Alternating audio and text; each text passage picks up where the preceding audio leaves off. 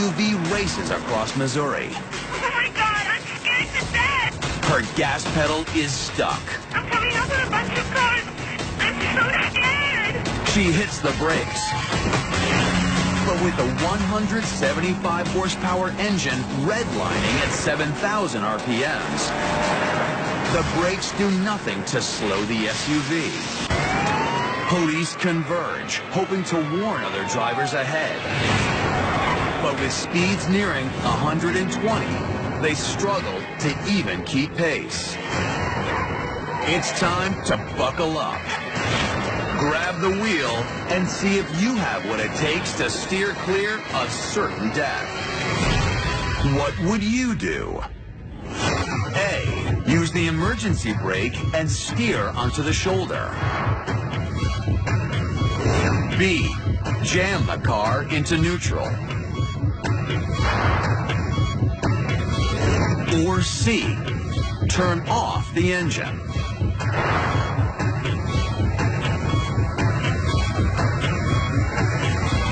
So, what would you do?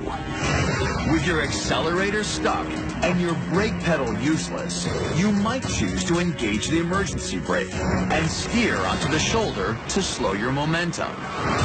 Engaging the e-brake at normal speeds can make the rear wheels lock up, sending a driver into a dangerous fishtail. And you're going over 110. Even if you manage to maintain control, trying to use the rough terrain of the shoulder will only make a bad problem worse.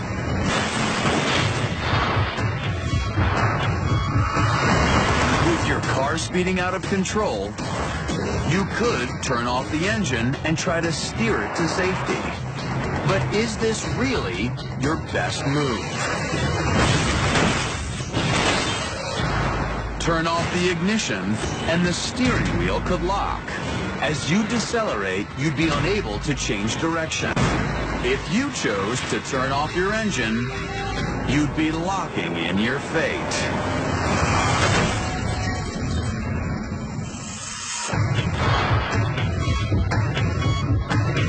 So, what should you do? The best thing to do is jam the car into neutral. By disengaging the transmission, you disconnect the gears that join the motor to the axles. Even though your engine will continue to race out of control, by putting the car in neutral, you've cut off its ability to accelerate your vehicle forward. Apply firm, steady pressure to the brakes. With the engine no longer powering the drive shaft, the vehicle's brake system can now slow the SUV, allowing you to bring this deadly ordeal to an end.